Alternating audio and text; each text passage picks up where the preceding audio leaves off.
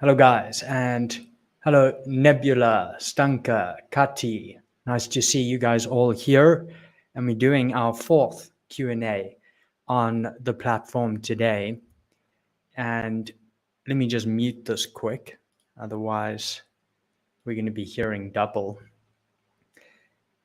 And Stanka, first question. Do I need GS1 codes if I have my own registered brand? So yes, that it's also a good question because brand registry does give you a lot of benefits, but GS1 codes, those are specifically for your product. So regardless of whether you have a trademark, don't have a trademark, brand registered or not, those are codes that track your products globally. So definitely, I would use GS1 codes. That's just what I choose to do. Others choose to do what's called GTIN exemption. And so you don't need a code, but my opinion is GS1 codes are best because it's like a global tracking code. So if your products ever end up in like retail stores, then they're being sold on Amazon, retail stores, your website, but they all have this one GS1 code, GTIN, UPC in the US and EAN in Europe. But that's the benefit to that. And those are also tracked back to your company because they each have in the code a company prefix. But yes, and good question. And please continue dropping your questions in here for me. I'm going to present a little bit of content that I created off of our member questions and then come straight back to your questions in the box here. And please also drop this a quick like for me, just so we get it out to as many sellers as possible. I'm going to start straight away with our screen share though, so we can move through this and get back to your questions. And please let me know in the chat if you guys see Canva. You should see Canva over here with our thumbnail.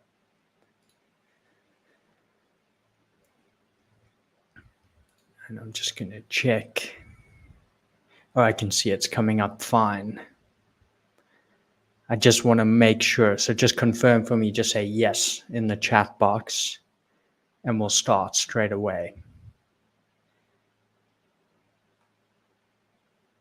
Perfect. They're like all came through at once.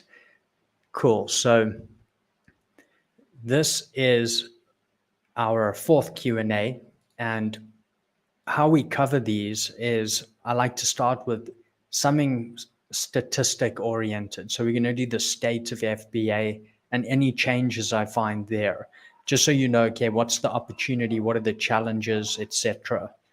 And then we're going to do member questions. So these are questions that come from our community, and I'm going to cover those first. So those are actually paid members of the channel who can ask me questions regularly. So I make content on these, and you can also join that below if you wish, and then open Q&A. So I'm going to jump back to all of your questions. But starting with the state of FBA. Now, this is one of the new pieces we have, which is a Q4 of 2021 for Amazon. And we can see like a revenue breakdown of this. Of course, some of these only come out a few months later. So this one's new, and you can see the point I just want to highlight is third-party seller services. That's us. That's third-party sellers. We're a really significant piece of this revenue here. So that is just a breakdown if you are interested in where Amazon's revenue comes from. And apologies for these dogs. It's been quiet the whole day until I start the live. And then this is, of course, our success rate breakdown. But do remember it considers all sellers, whether they're doing a bit of arbitrage or private label. But out of a 1.1 million active sellers, that means they're actually selling something. 21% make 100 grand or more in sales per year. And of course, that's our goal, is to get everyone doing at least that.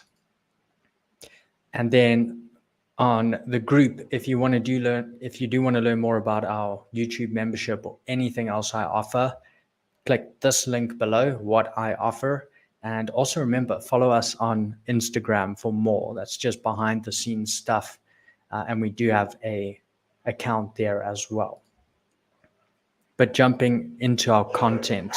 So here, and this was our first question from Mikuni. What is the average lifespan of a quality listing? And I really like this question. I literally have maybe got this question once before ever. And it really looks at, okay, so I create this product. How long does it last? Does it have a lifespan? And how long is that? And, when does that run out type thing? And it's a good question. And he adds, with new competitors entering the market and, bringing differentiation, do you need to continuously update in order to stay on top? So I love this question, and I want to start with a product serves a need always, whether it's to solve a goal or achieve a goal or fix a problem. So at the core, as long as the need's there and present, the product is always going to be needed and it's always going to sell. And that means other than like fad products or designer products like clothing, which changes, or where there's like a massive innovation which makes everything obsolete, products don't have a lifespan, or at least they do move through a life cycle, but it can be really extended for years, decades. So it doesn't have a meaningful limited lifespan in that sense. And to just showcase this, I wanted to show you a couple of products on Amazon. So this product is obviously a backpack. Now, some of these are brand products, but it drives home the fact that the product itself doesn't have a lifespan, even though new competitors have come and gone. So you can see this is obviously just a backpack, but selling on Amazon 17 years. This is Maglite, obviously very famous brand, but 22 years that's been selling on Amazon, still selling. You can see the current sales numbers, regardless of anyone who's entered. And then here are some more like private label type brands. This one 12 years tactical belts, this one 11 years flashlight, regardless of other ones, with a case or differentiation. And then this one also 5 years. So these are a little more recent, but still very long and probably still going to be there. I mean, I would expect these could still be there in 20 years. So I think it just explains the aspect that they don't have a limited lifespan in themselves in most cases. So the question actually becomes, which of the available products will continue to sell? And the answer is those that serve the need best. And that sounds obtuse, but how do customers identify the products that serve the need best? And they look at the images and bullets, but they also use price as an indicator of quality. If it's too cheap, they might not buy it because they think it's low quality. But most of all, they rely on reviews. That is the key. So the next question is, which of those things, bullets, price, images, reviews, which one is out of my direct control? And that is, of course, reviews. So the next question is, how do I gain and maintain good reviews? And that is to build an excellent product that serves the need better than anyone else. So if you spend time on development, and one of the reasons I wanted to put this question first is because I see a lot of sellers forget this. They forget this on screen, and they move forward really quickly, not developing the product. I spent 3 months developing one product. Literally, I'm talking product design, making sure it's absolutely perfect, back and forth with the supplier.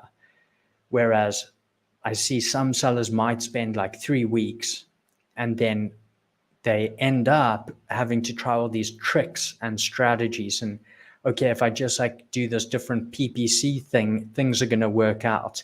If you don't do this part properly here, this exact piece, the rest is going to be really difficult.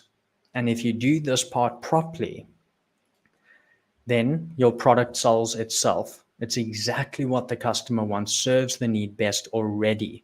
You don't have to force them to buy it. You'll deliver real value to the customer. They're not just, giving you money, receiving something that kind of does what it's supposed to do, and then kind of moving on, maybe returning it, leaving a bad review, but they're getting real value.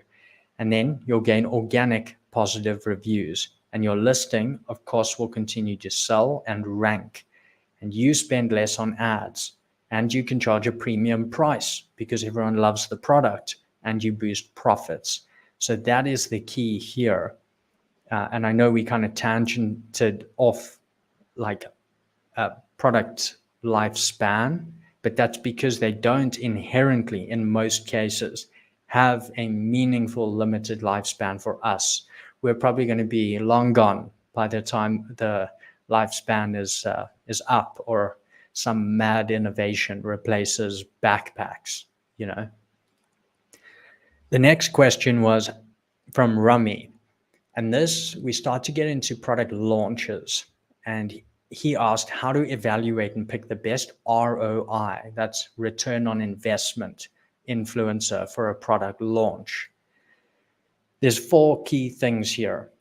Micro influencers, that's who you want to target. They have between 10,000 and 50,000 followers. That's what I recommend. You'll probably also see definitions of micro influencers, 10 to 100,000, but I recommend this range here. Platform, very important. So where is your influencer based? Are they a YouTuber, Instagrammer, etc.?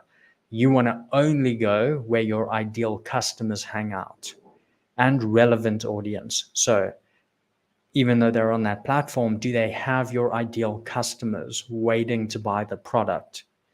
That's very important. Of course, engagement rate.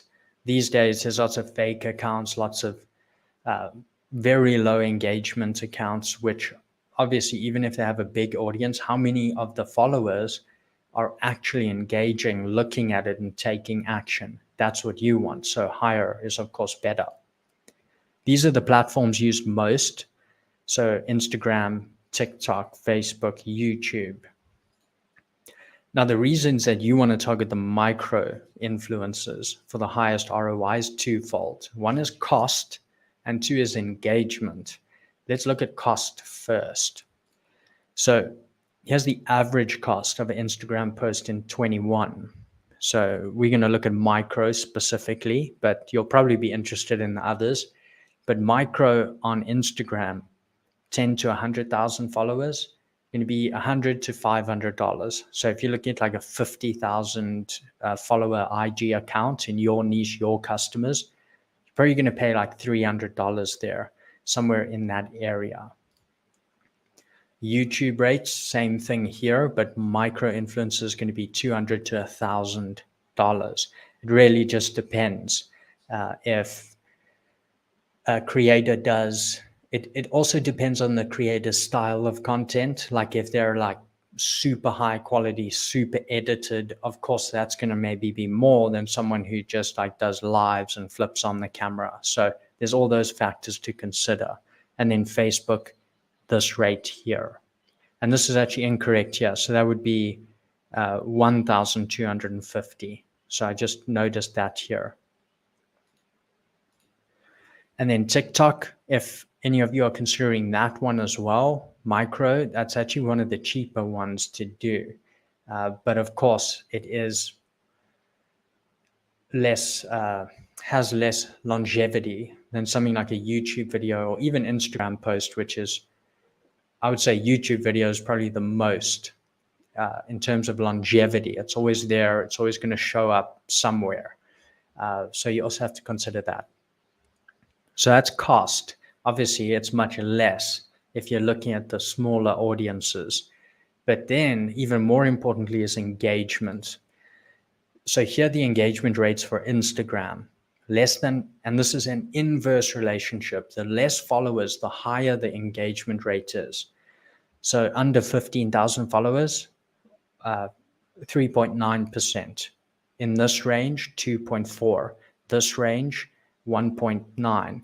And then, when you get to 100,000 to 500,000 followers, it drops to 1.62. So you can see there's a massive difference here from here, because this means 1.6 out of every 100 of their followers is actually engaging with the posts. Under 15,000, that means almost 4 out of 100 are actually engaging with the post. So this is another reason you want to target them for a high ROI. Then the same data here for YouTube. And again, you can see micro is higher. Then it's kind of static after that until 1 million. It's pretty similar in this range. For TikTok, this is a standout by far. You can see the engagement rate's insane. This is it's 18 people out of 100 engage with the post under 15,000 followers. So very, very high across the board on TikTok. So if you did target an influencer with 15,000 followers, let's just say, on Instagram, the engagement rate's 3.9, it's probably going to be like $200. YouTube, 1.63, 400. TikTok, 18, 100. Amazon Live, the engagement rate's unknown, but I would say it's quite high because Amazon's a shopping platform, so that customer's already far along in that buying decision. They're close to making the purchase, and that's going to be about $200 using rebate. Another video we did as well, I'll also link that below. But this is just a very rough idea. So other resources I've linked below is Phlanx, where you can actually look at Instagram engagement rates. YouTube Brand Connect to find YouTube influencers. Brandbassador, this one works differently, where you create the campaign and influencers request to join your campaign instead of you reaching out to get the influencer to do what you want. So it's quite an interesting model. And then Heepsy, which of course is finding TikTok, Instagram, YouTube influencers, all linked below for you as well. And the last one, I think this is the last one we're covering. Hi, Dan. When you first list a product, how do you know when to switch from aggressive PPC to actually optimizing your ACoS? Do you run aggressive PPC until your listing starts to rank high organically and then start to think more about maximizing profit? This is a very good question. It's also like a core question, Mikuni. So this is cool. There's one goal with PPC, and that is to rank your product on page 1 organically. That's it. PPC is very complex when you start getting into all the weeds, and I see a lot of sellers thinking, if I make this one change, if I do this, the key with PPC is to not do PPC. So that is why you're doing PPC. And it's often always required at some degree just to take up real estate, but much more profitable. But the goal with PPC is to rank organically, so you don't have to rely on PPC. That's the key, because every time you make the sponsored sale, the organic listing comes up the results every single time, because you become more relevant for that keyword because you made a sale for that keyword. Whether it's sponsored or organic does not matter to the algorithm. You want to be organic page 1. So yes, once the product is ranking page 1 organically on a certain keyword, then you can reduce the PPC bid, the sponsored listing. You can reduce the bid on that keyword and place the sponsored listing somewhere else. For example, bottom of page 1 or top of page 2. Because remember, customers do scroll. So this way, you're taking up more real estate and you're reminding the customer of your offer at the bottom of page 1 or the top of page 2 while paying less because your bid's lower. And of course, your placement's lower. But your organic placement's already hopefully top of page 1 or in the middle of page 1. Also, of course, you make those changes per keyword because you need to see where are you placing for each keyword. You're going to rank differently for every keyword. based on how well you convert and therefore are relevant for that keyword.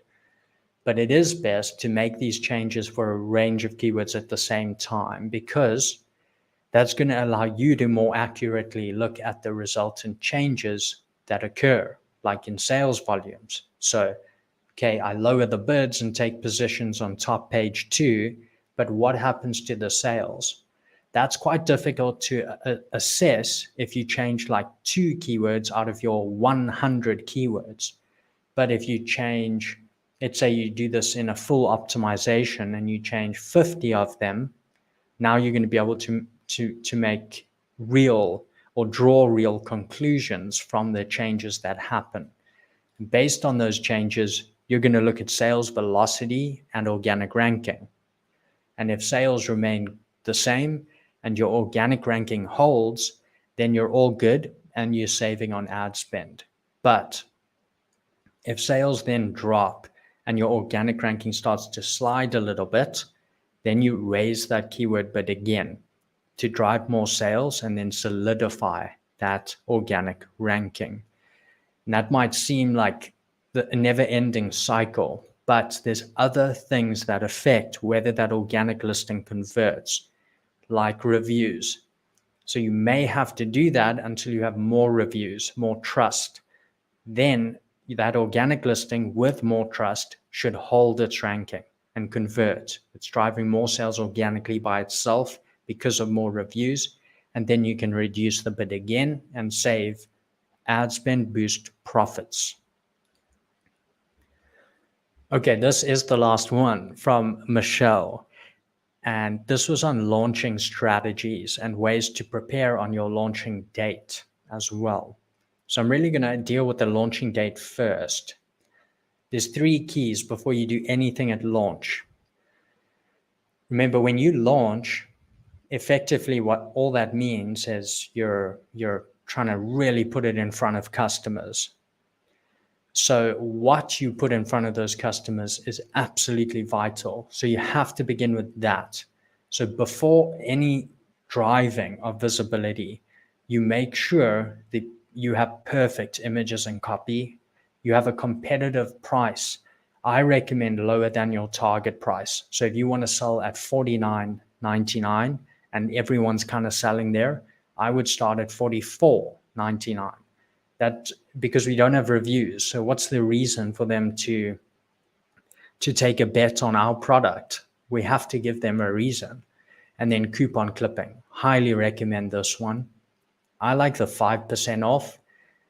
And the reason why is even if people use it, it is not that significant of a hit on your profits, but it gives you that nice badge on the front of the listing, like a Amazon's Choice or bestseller, but it's not one of those, but it's still a badge there and it has an effect. And also, most people will click into your listing because of this, but forget to clip the coupon. So you still have the full price sale. This is a question I always get, so I thought I'd put it down here. But if you can somehow get a few reviews before PPC, then do that before PPC. But it is not required, in my opinion. Some people have a view that you cannot run PPC without reviews. I'm not of that opinion, because sales are the only way you're going to get reviews. And the only way you're going to get sales is with PPC in the beginning. So it is definitely not required. But of course, if you have some way to get reviews, better to do that before. Because again, we want max desirability before we push it visible in front of everyone. So these are the strategies I wanted to list here. Just like these are ways you could launch a product. In green, I've put the time-consuming ones.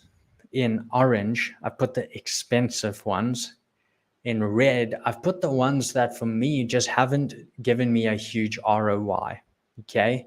And then italicized is the best ROI that I have found. But take this with a pinch of salt, because some of these are very new and I haven't tested them yet, and they could be very good.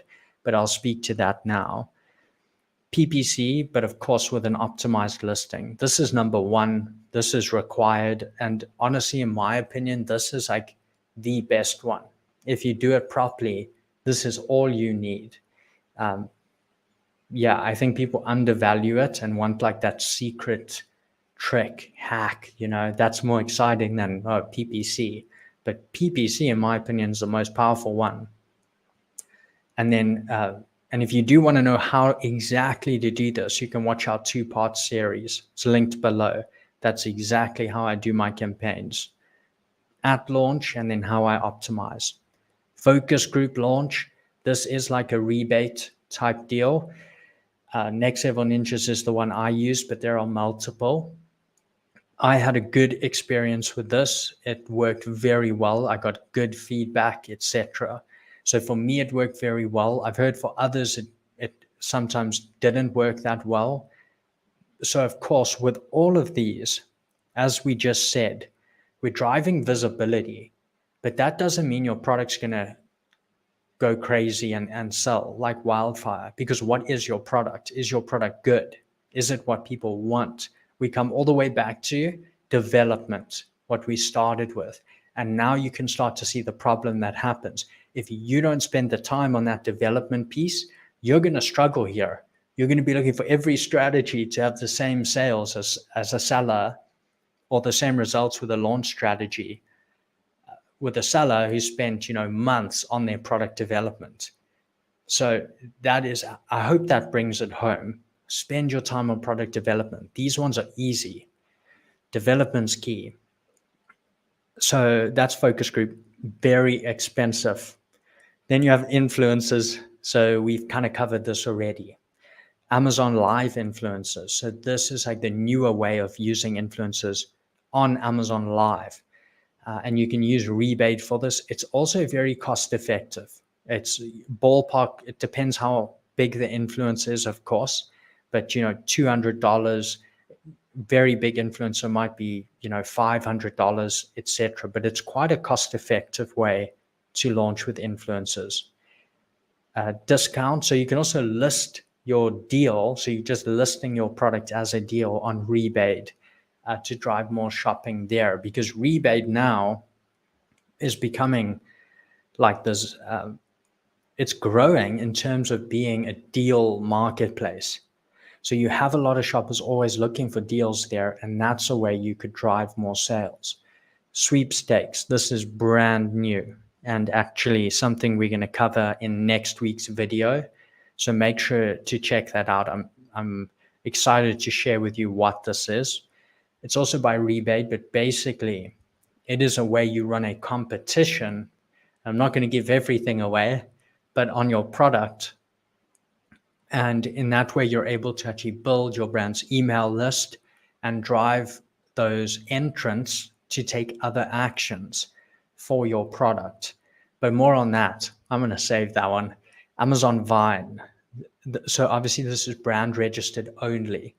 Now, in my experience, and also a lot of other sellers, and this really also comes down to development, I want you to think of yourself as an Amazon Vine voice. Okay, so you're someone who has endless choice of products you can get for free just to review them. You have Amazon, like that's your choice. Which products are you going to choose? Because that's the position the Vine voice is in. So I have, in some of the campaigns I've done with Amazon Vine, not seen very good results. And I know why. It's because, okay, my product's good, but a Vine voice, like it's so niche that a Vine voice with all their choice, and unless the Vine voice knows that niche, they're not going to, why would they spend the time on this? So that's another aspect. Or if your product isn't built out very well, not developed well, not exciting, not different, the Vine voice is not going to take the action, even though it's free for them. So a lot of sellers don't see as much ROI on this. However, it doesn't mean you won't see. If you've developed a good product, it's worth it. Then your brand social media. So if you've built your social media yourself, of course, that's a free way to market. And then Facebook ads and other ads. a lot of people do ask about Facebook ads. My opinion is it's not the best ROI. A lot of people on Facebook aren't that close to the purchase decision. It costs a lot of money to run Facebook ads, and it requires quite a big system. Whether your Facebook ad offers them a coupon code, then you've got to have a whole coupon code system. It's a lot of time, sometimes a lot of money. And my opinion, this one, PPC, your time and money is way better spent over here, driving visibility to customers on Amazon with Prime accounts, with credit card ready to go, who are looking for your product, than here, for me personally. So my idea is, if you are money rich, time poor, so you've got lots of money, but you don't want to spend any time on this, you don't have the time, maybe you run another business, maybe whatever it is, then I would use the Phlanx smart campaigns for PPC. This is something I'm going to be sharing more on. I'm usually very manual in my approach with these things, but I tested this and it was surprisingly good. That's what I would run. If you want to be hands-off PPC, that's the one I would use. Focus group launch, like a rebate launch, that's what I would do. If you have the cash, don't have the time, I found that to be effective. Consider a rebate sweepstakes campaign. So that's what I would also do here. Because this is very important for building your brand's lists, email list. Then you have an audience you can reach out to anytime. But if you are time rich, money poor, so you don't want to spend that much, you've already spent on your product, but you have time, you're working on this business, you're trying different things, I would use my PPC series and I'd watch that until you really understand it and then build your campaigns. Then I'd consider a rebate sweepstakes campaign, because this is very cost effective. Like the max this is going to cost you, from what I've seen, is $29. And then I'd consider an influencer launch. For example, if you did do Amazon Live with rebates, probably going to be something like $200. But that is an option too.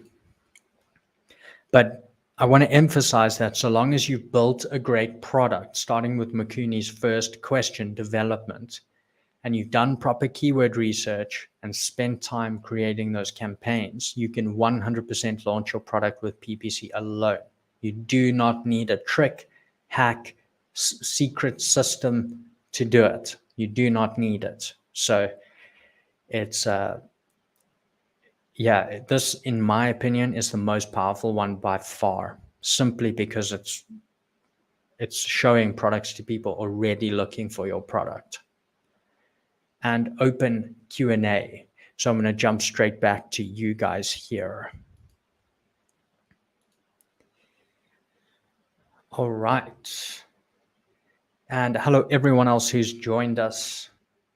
I can see Dude Chan.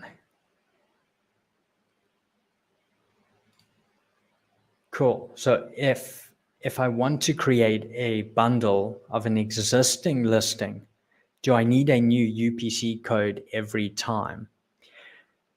So that is actually quite a good question. I think you mean on the virtual bundles. That's what I'm assuming here. If it is virtual bundles, then no, you won't need a UPC code. You can actually create that on Seller Central. Yeah, bundle of an existing listing. So you're saying I have 2 existing listings. I want to also offer them as a bundle. Now I have the feature. I'm pretty sure everyone has the feature unless it's a brand registered feature, but this is virtual bundles. So in Seller Central, you can just find virtual bundles, add the 2 listings, and it creates a new virtual bundle listing. But I don't believe this needs a UPC. When I went through that process, I don't recall it needing a UPC code. Yeah, because the other 2 have the UPC codes. So I don't believe it does, dude. But I will I'll have to double check that. It was a little while ago. All right. And hello, Kevin. Kevin is in Lakeland, Florida.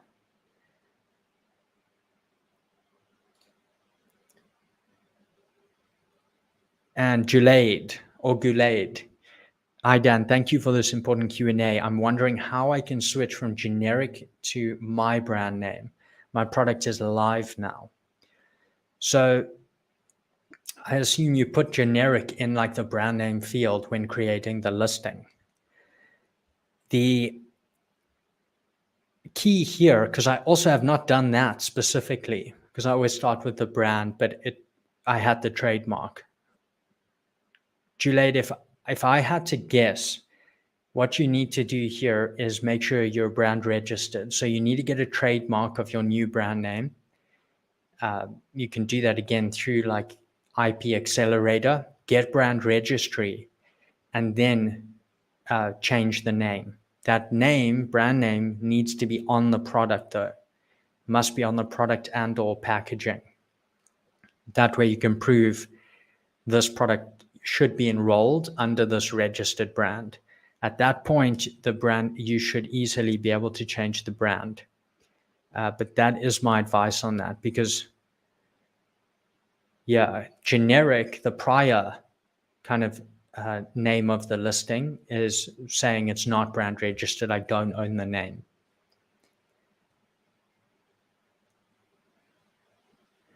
And hello, Abdul. Perfect. And Shaylin. And Craig, for PPC, if a target or keyword has no bid suggestion, often the case, annoyingly, would that most likely signify it's probably not a good keyword for your 7 free keywords? I'm not sure on what the 7 free keywords is, Craig, but this no bid, this happens often, and I know how frustrating that is, because you like follow the process and then you have no bids to like work off of.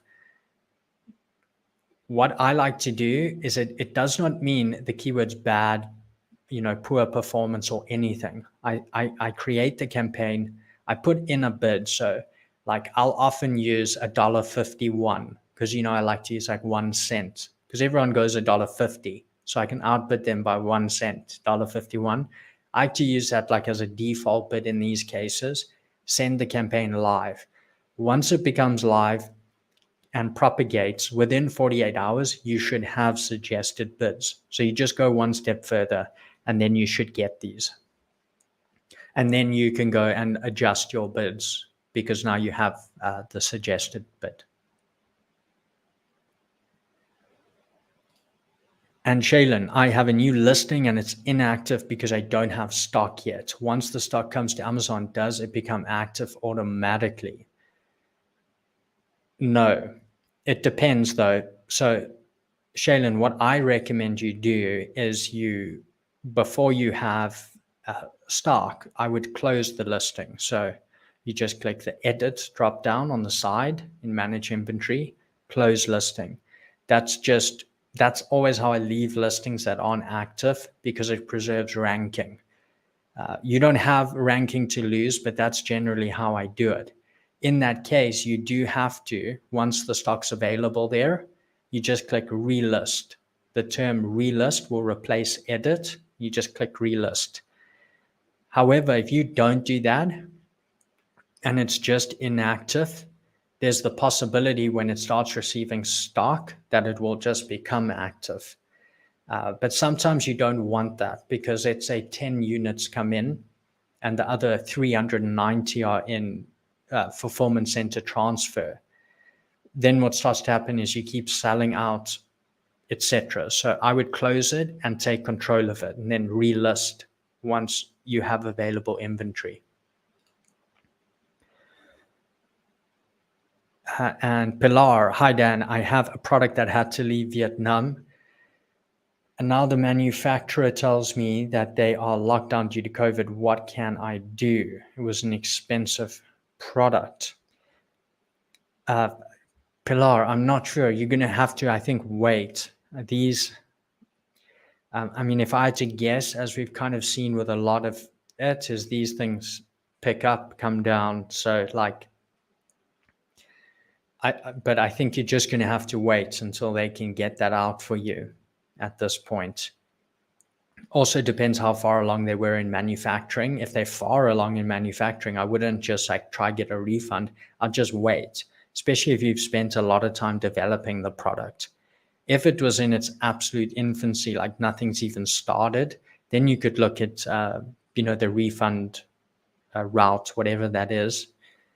If you paid through Alibaba, sometimes that is an issue though. If you didn't draft the trade assurance contract, sometimes you can only get like 10% back. So very important you check your trade assurance contracts. But that's what I would suggest here, Pilar. Yeah.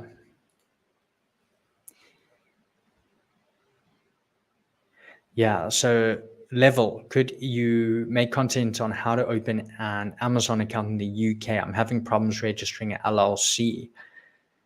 Yes, I could do this. This is a huge video, but I will look at it. Also check out our page below. I think I said like tools and services I recommend. There's one there called Klemter. Very good for registering an LLC in the US, which I think is what you want to do because you said LLC here. Okay, but then you said HMRC declined my company name. So that's a limited company then. Just make sure your company name is very unique. It's obviously taken. That's the only reason I can think they would do that.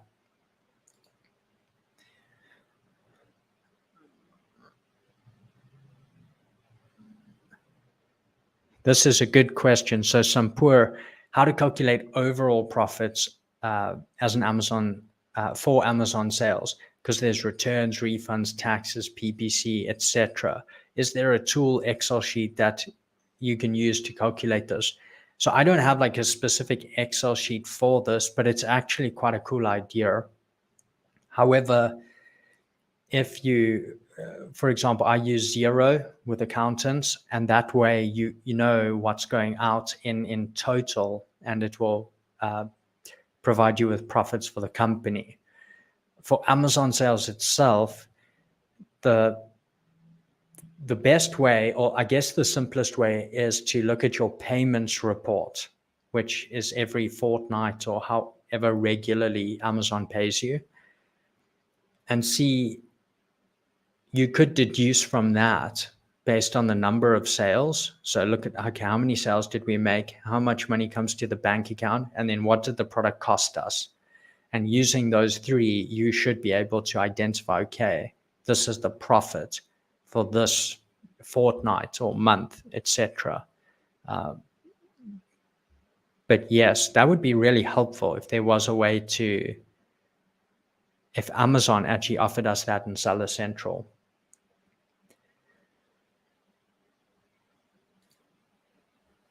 And Dean, hi Dan, one of my products is no longer selling. So ranking is getting higher and higher.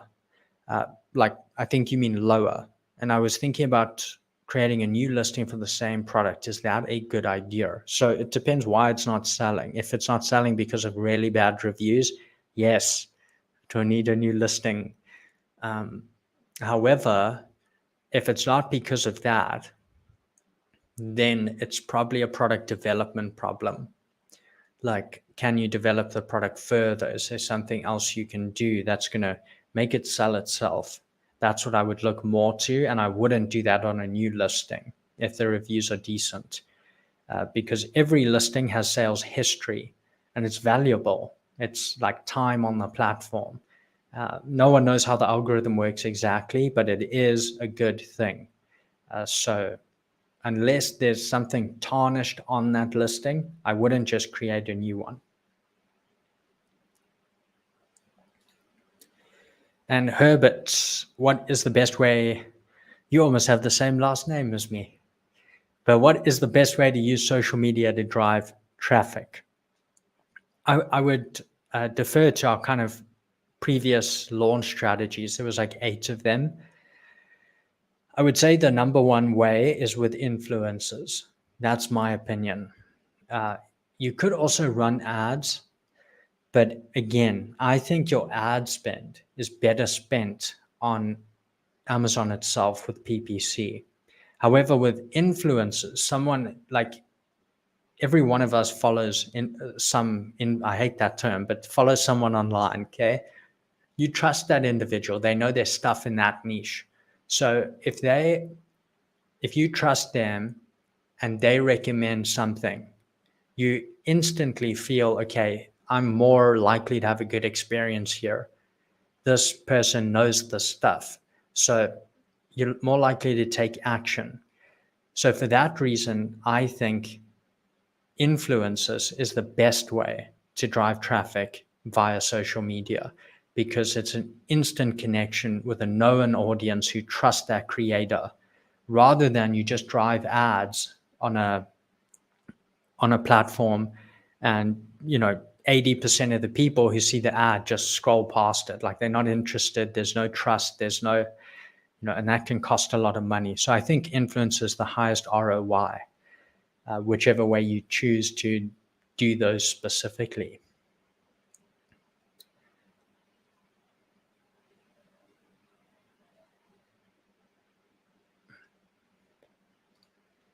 And Kati, so how can we filter influencers on Amazon, for example, kids' toys? So you actually have Amazon influencers.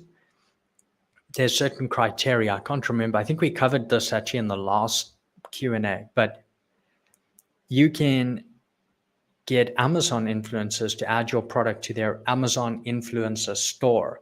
So when you think of someone most people will know, like, okay, so maybe like a lot of you will know Peter McKinnon, who does lots of camera and video stuff. He might have an Amazon influencer store where he puts all his camera gear, etc. And of course, people who follow Peter McKinnon are going to go through to that store and buy those products. So you as a seller can get onto Amazon influencer stores if you wish. And those influencers can sometimes do Amazon Live promos where they go live on Amazon. So that's Amazon influencers. And Kati's asking, okay, how do I filter those? There is a way. What I'm going to do is link this below for you, Kati, because I can't remember it off the top of my head. I think it's called like Zonfluence or something like that. But yeah, I'm going to link it below after this. I'll put Amazon influencers and then the link below.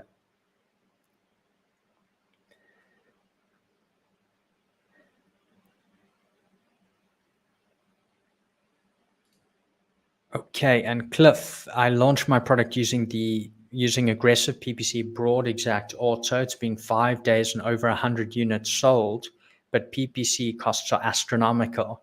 Each click's £1.65 to £1.95. My £100 a day budget is done by 9 p.m. Okay, this is actually not too bad. I know that sounds crazy, but if your budget's only running out at 9 p.m., so I'm guessing you in the UK market with the pounds, which is also great for PPC in most markets. Like it's much cheaper than the US. But you're running majority of the day. So you're just missing 10, 11, 12. So that's very good because you want to try run 60% of the day. £100 for the aggressive period, that's good. It's quite high for the UK. But it's just on the high end. It's not crazy for the aggressive stage.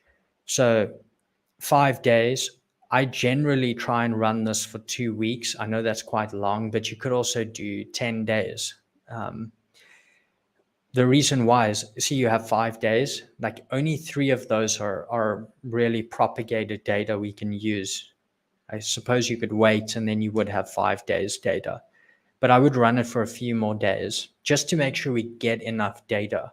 Because the key here is, well, at least with me, in this aggressive stage, I'm not trying to drive sales. Of course, I'm trying to drive sales, but my more important, and you've sold 100 units, which is awesome in the UK. So My key goal though is data. So you're making sales, which already means you have good data because you know those keywords already making sales for you on a brand new listing, probably with very few, if not none, like no reviews. Those keywords are magic. So yes, you could have spent £500, but you now know exactly which keywords convert for that product, and you can focus in on those. More importantly, you know which ones don't. So that's what you're trying to work out here. Sales keywords are the very best. This is all data or information from PPC part 2, by the way, that I'm just kind of going over. But the keywords that made sales at this point, magic. The keywords that got lots of clicks at this point are also quite important, but this is a bit harder because if someone's clicking, it means interest. It means, okay, I searched this and I clicked your offer. Your offer is interesting to me. Even if I didn't buy it, it was interesting to me. Maybe I didn't buy it because it doesn't have reviews, but I was still really interested in it. You see, so that those are also important keywords. Where it becomes tough is which ones are interest clicks, like I'm not really interested in your product, I'm just clicking it because I want to see what that is, versus, okay, this could be really good. Let me take a closer look. I'm not convinced yet. And then I leave because you don't have reviews or, so that's the tougher part. But in this, more in PPC part 2 on that, in this stage, you're going to have all your data. And then what you're able to do is optimize as per PPC part 2. So you're only focusing on your best keywords. So Cliff, imagine here, I'm just going to guess. So let's say there's 5 keywords that have made all of these sales for you. I'm just making this up. There's 5 keywords that brought the sales. Essentially what you could do, don't do this, but essentially what you could do is stop this now, or I would keep the exact running. And then those 5 keywords are the only keywords that you put all your budget towards. You effectively get rid of all the other ad spend. And even if you keep spending $100 a day budget, you can now run the entire day and continue making sales because you know these keywords bring you the sales. So this is expensive, but this is exactly what I recommend. This is a very good way to do it because the other option is I don't want to spend that. So then what you do is you spend £20 a day and your bids are like the same as the suggested bid. So your offer doesn't show up. It runs out earlier in the day as well. So it's still not showing up. And now you think you're saving, but now what you're going to have to do is exactly what Cliff did. But you already spent money and you have to do this because now you need data because you just don't know what's happening. So this, although expensive, is my preferred way of doing it. Otherwise, you just cannot get that data. But yeah, this sounds really good. Also, it sounds like you developed a very good product because you already sold 100 units in 5 days in the UK. That's 20 units a day. That's very good in the UK. So especially with like no reviews.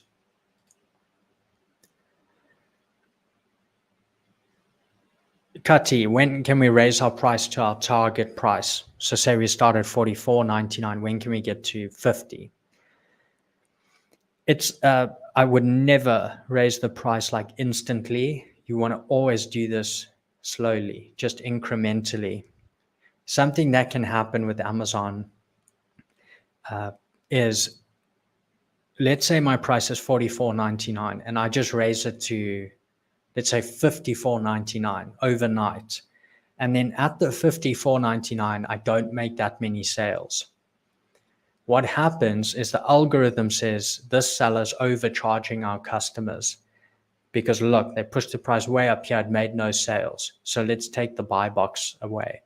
And that comes with a whole host of issues I won't repeat for those of you who've heard me say it before, but you never want that happening. So what you do is you incrementally change it. So I might go $44.99, $1 up to $45.99.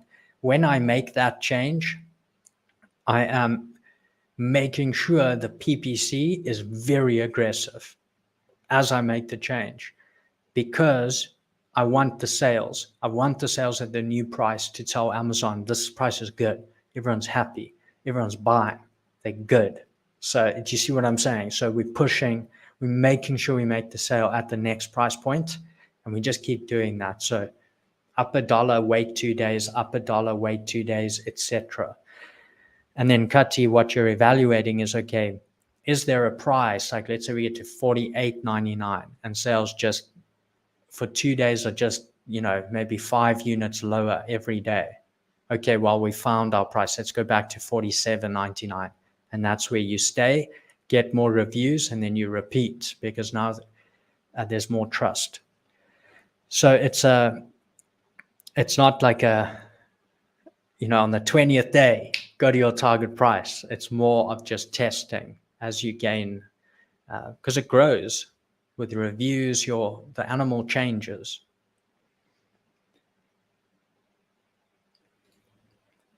Do you recommend a company that can do full optimization of the listing? I do not. I cannot, because I have not tested one that does this specifically.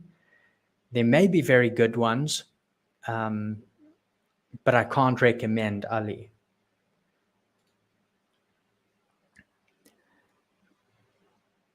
Awesome. Paritosh, you're in the right place.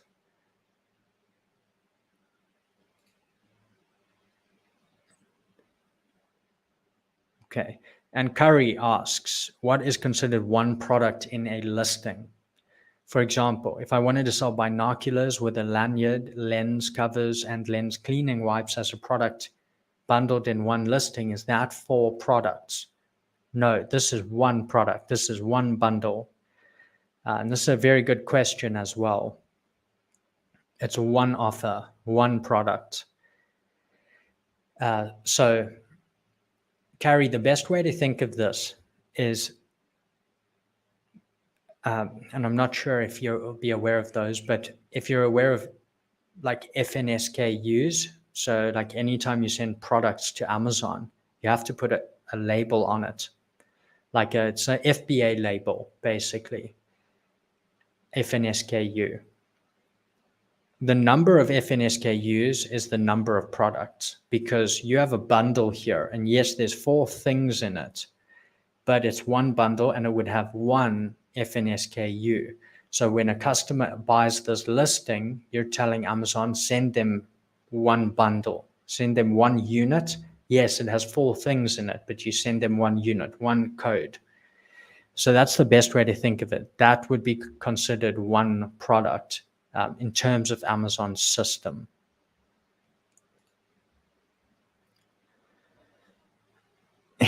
King, I would say there are some cool places. You could go on Fiverr, Upwork. You could go on, I think Jungle Scout Marketplace might be one.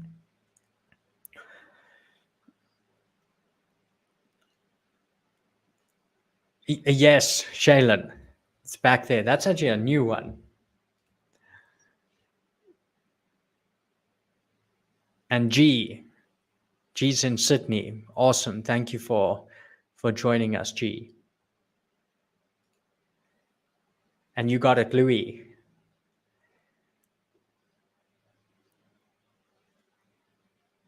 And let's see.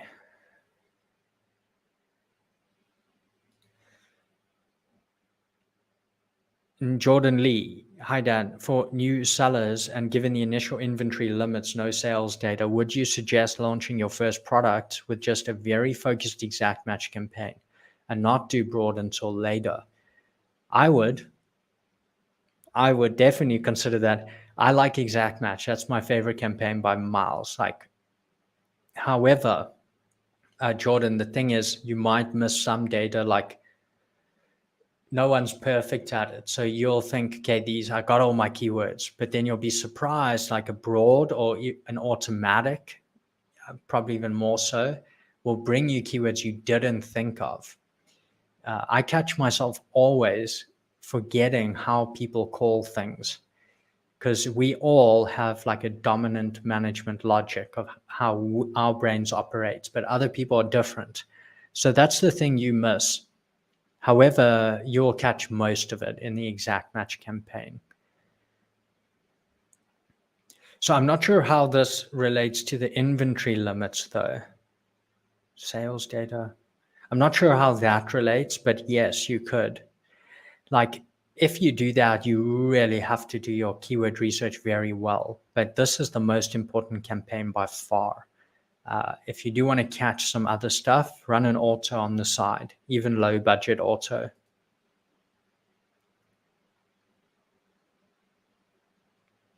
Tariq, hey Dan, how would you briefly explain how you would use 1500 to start your Amazon business? I wouldn't. So 1500 for me is too low. And the reason why, how do I want to answer this? So what would I do? Yeah, so I would take that 1500 and I would invest some of it.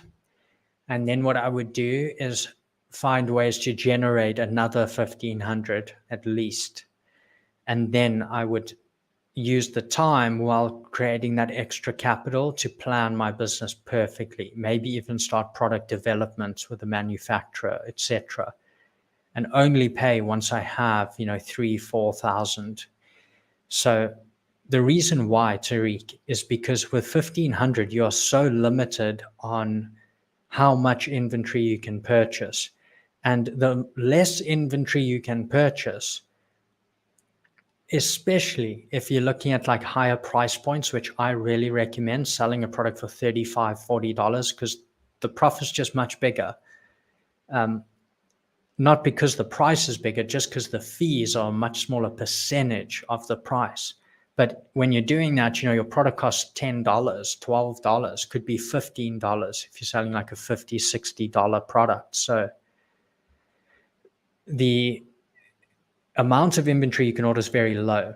And the problem there is every unit is very expensive because of course, the more you order, the cheaper per unit.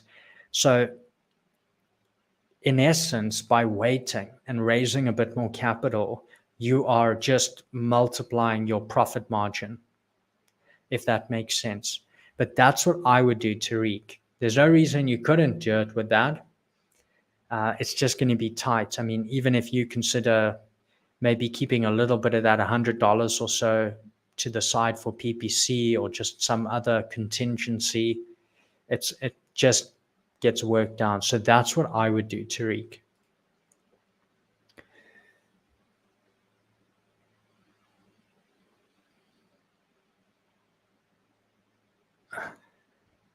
Louis, so what do you think's best with a brand new product? Do you just like go with a break-even price, like a super low price for more organic sales, or max price and aggressive PPC? Neither. So I would do neither. Those are like on the opposite ends of the spectrum. What I would do is come back like in the middle. And what I mean by that is we don't go to break-even price, but we try at least cover our ad spend. So we're starting at a good price. So if you want to sell at 50, you could start at 45 or maybe even 40. It just depends on your profit margin, but above break even, because unless your break even includes ad spend, then you could do that. But I wouldn't price at a loss when you include ad spend. And then again, I wouldn't just price low. You need the aggressive PPC. That's important, because if you just price low, it doesn't mean it's going to be in front of customers. So it's a mix of the two. Is the bid range for PPC accurate? No. So, or like, well, yes, it's accurate, but is it helpful? Is it meaningful? No, not really, because even Amazon suggested bid. So it's not a human doing that. It's like, it's going like, okay, here's all the bids. What's the median? And it's like giving you the median. And the problem is like, let's say there's 10 sellers in a niche and 2 of them are bidding $10 on this keyword. And the other 8 are bidding $1.50 on the keyword. The problem is that whatever it uses, a median, mean, average, the two sellers selling at 10 are going to like rip that average up. So now the average is, I don't know, $4.50, $5. So it's not that helpful, if you see what I'm saying, because if you just bid $2.50, remember 8 of them are at 150, well, you're outbidding 8 of them, but it doesn't look like it because that average is 450. You see what I'm saying? So it's not perfect. The best way is to bid above the suggested, because then we know we're above that median or mean at least, which we need to be anyway. But then look where you place. So, okay, I bid $1.50, I'm bottom page 1. $1.70, I'm middle page 1. $1.85, I'm top of page 1. That's how you really get an accurate look at how the bid results in placement.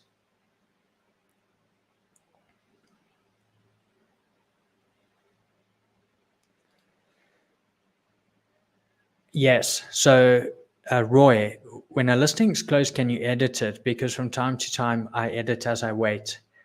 Yes. So you can edit it. The thing is, when you save it, it might become active. And then obviously just go back in and close it.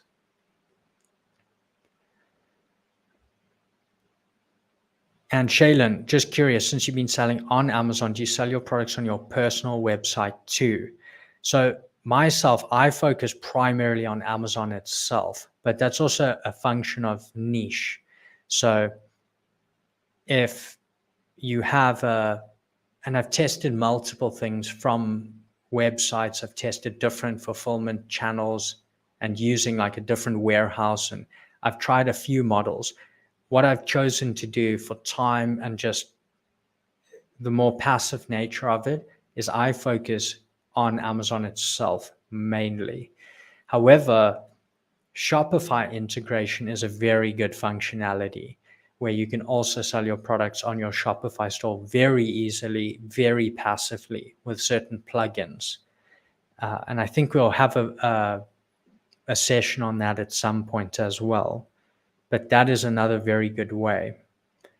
But yes, I have done it. But at certain points, I've found that it's not worth some of the additional admin work when you can drive so many sales on Amazon. That said, definitely have a brand website, because then you always have that additional option to turn on or off.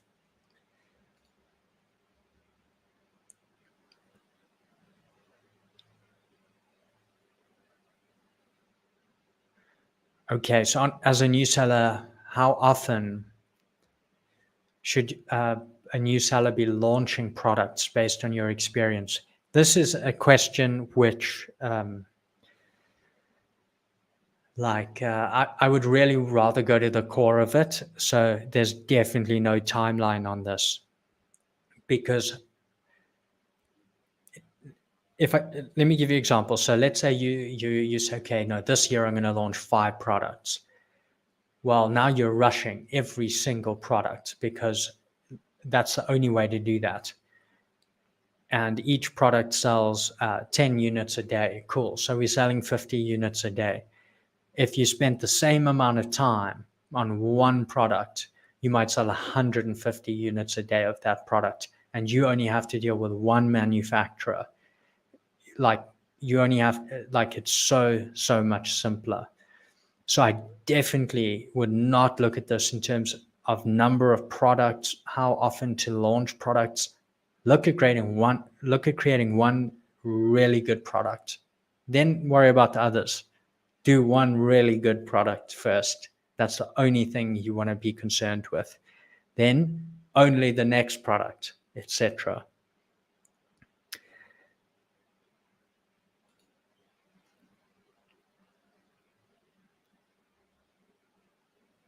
And honey, I have a listing that is better and it's appearing on the first page, but no sales even with PPC. You'll just have to evaluate what the issue is. Try different main images. That's what I like to do. Just split test the main image, means like make another one, see how that does. Pricing could be an issue if it's priced too high or too low. Remember, customers also use price as an indicator of quality.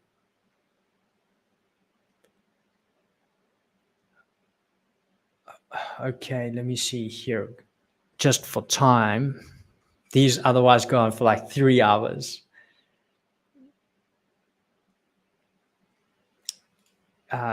Jarrett, hey Dan, do you do arbitrage as well as PL? No, I focus only on private label. So wholesale or arbitrage, I'm not an expert on. Only private label. I find there's not enough time to do all the different ones. Okay.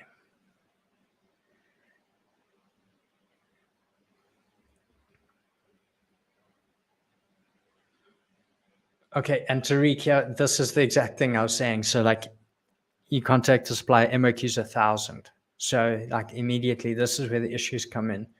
I'm new and I want to start with 100 units. So what can I do? Yeah, so 500's the min. So you just have to, you're going to have to build up. Because the thing is, here at 100 units, it's also going to be more per unit. And then at 500, it's going to be less per unit. So you don't actually have to 5 times your investment. You might have to double or triple it to get to 500 MOQ. But the way to do it is build that capital. That's the primary way.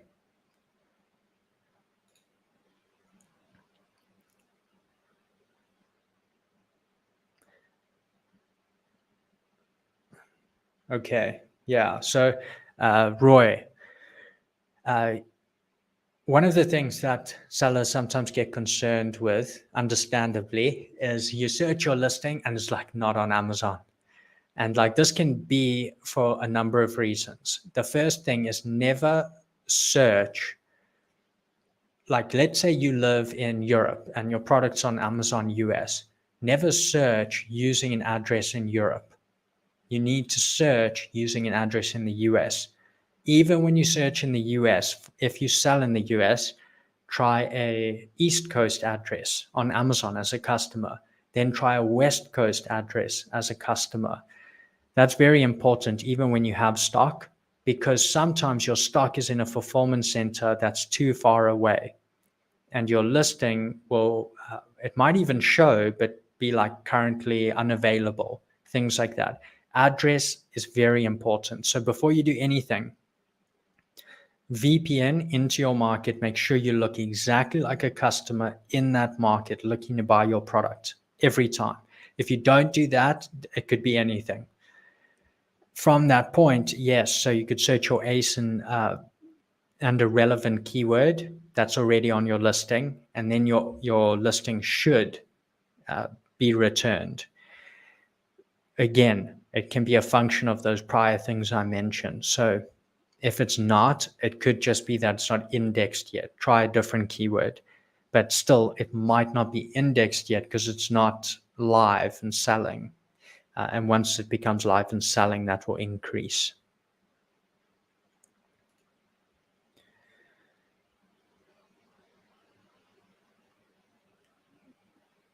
Which type of product to sell on Amazon? So I actually can answer that. So I would say if you're going to choose like one type of product on Amazon to sell, I would choose a giftable product. That's what I would say. And you got it, Kati.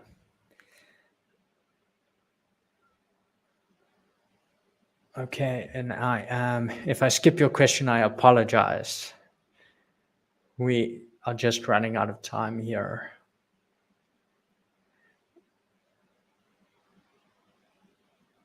Okay, this is a good one. Crafty, so does the product insert, like a thank you card, physical card in the product, does that contribute to reviews at a fast pace? No. What is the industry average conversion rate of getting reviews? No idea. I do not know. It's low, so like it's definitely under 10%. It's like, if I had to guess, Crafty, it's like from the insert, getting a review from the insert, must be like 1%.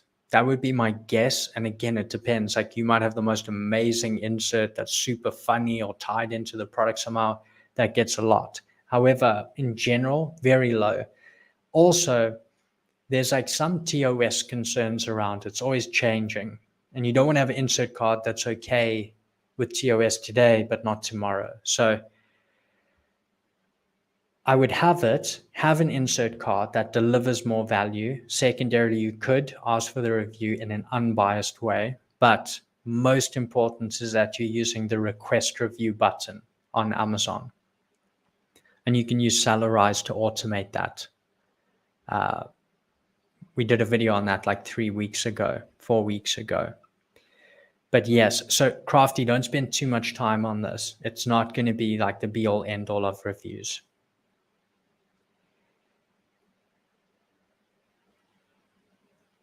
And can we have text in the main product image?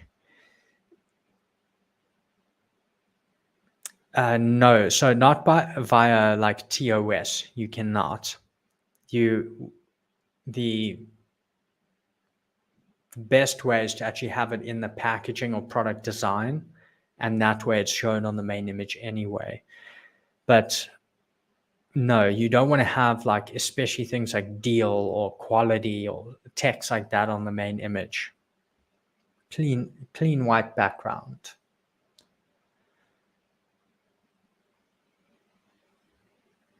Yeah. And Kush also. So follow the PPC strategy launching. ACOS is 100% normal. So now you need to do PPC part 2 and Kush, because the ACOS will be wild. We haven't optimized anything. So definitely watch PPC part 2 on how to now remove keywords, even stop campaigns, and you just move the very best into exact, and you focus only on those. And that will help you bring ACOS down.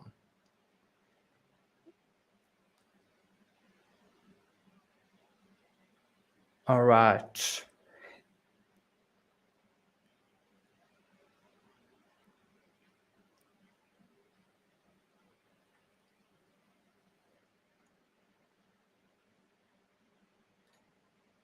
And Ramka, we literally just made a video on this as well, 2 videos ago on the channel. So if you just go to the channel 2 videos ago, I think it's best products to sell on Amazon in March.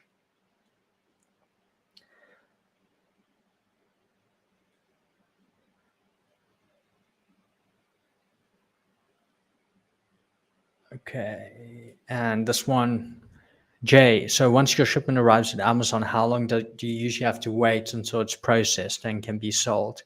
Varies greatly, but like you can bank on something like 3 weeks. It can be longer though, because they receive it at one place and then they push out little bits to different fulfillment centers. And sometimes there's problems in that process. If it's really quick, it could be done in 5 days. If it takes longer, it could be 3 weeks. Sometimes it can be even longer. So, but yeah, I would bank on something like 2-3 weeks on just like average.